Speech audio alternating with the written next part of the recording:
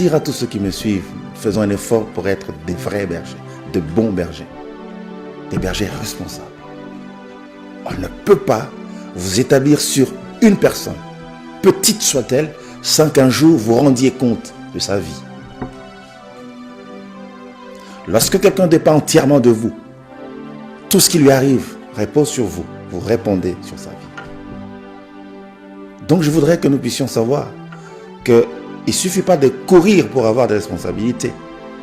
Il ne suffit pas de se précipiter, de bousculer tout le monde pour être responsable. Une fois que vous êtes établi responsable, vous avez un compte à rendre. Il ne faut pas vous marier parce que vous voulez vous marier.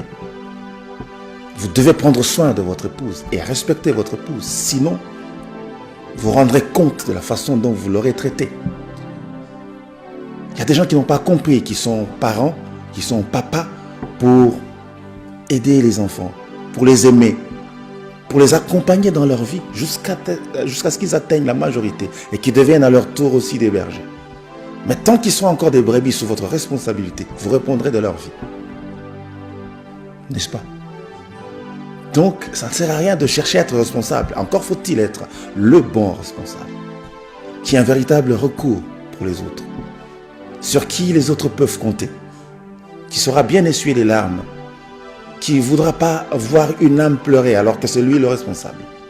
Le bon berger, il prend la place aussi des brebis. Il pleure avec ceux qui pleurent. Il souffre avec ceux qui souffrent. Il prête sa main pour soutenir le faible qui sont sous sa responsabilité.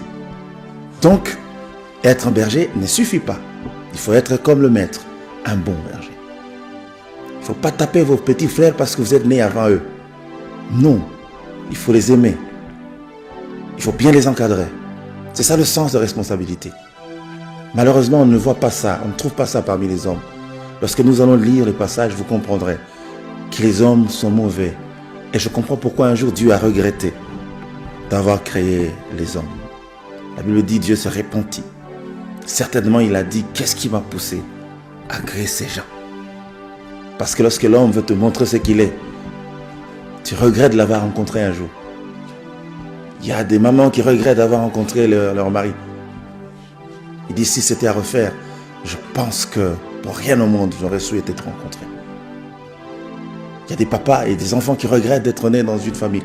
Je vous dis une chose, le grand pasteur des brebis connaît toutes choses. Même lorsque vous êtes dans un instant où vous pensez que vous ne devriez pas être dans cette famille, il savait que ce serait votre papa, il savait que ce serait votre maman. Vous devez accepter la situation, mais vous reposez sur celui de qui viendra à votre secours. Amen. Être berger ne suffit pas.